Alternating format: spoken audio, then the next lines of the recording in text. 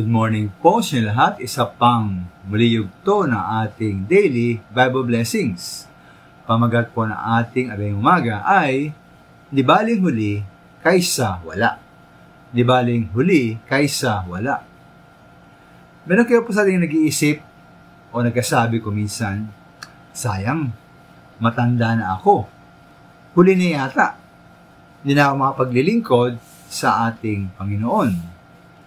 May na ang mga tuhod ko, mata ko malabo na, pandinig ko mahina na rin. May naman, ulo rito, naala ko si Jose na taga Arimatea sa Biblia.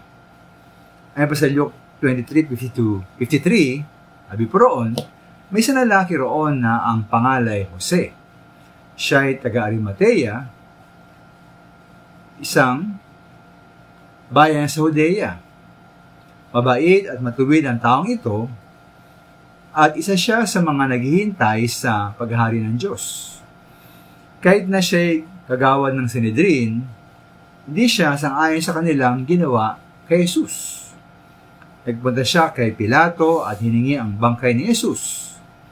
Binaba niya ang bangkay, binalot sa telang mamahalin at inilagay sa isang libingang inuka sa bato na hindi pa napagilibingan.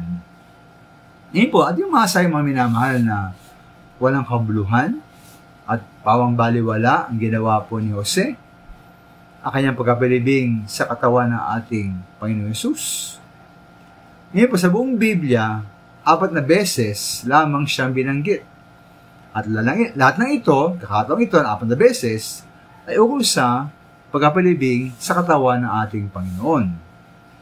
Ngayon may sabihin ng iba na mas maganda sana na nagpakita siya ng kanyang pagsunod at paglilingkod sa ating Panginoong Yesus.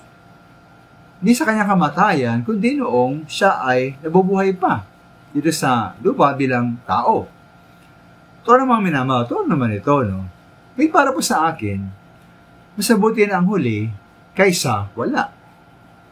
Ngayon po, ilang beses din naman sa Biblia na pinuri po si Jose.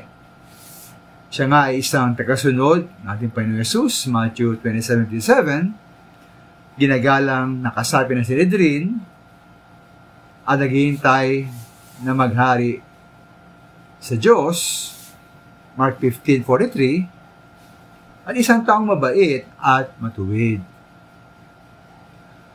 23 ng Lucas, verse 50.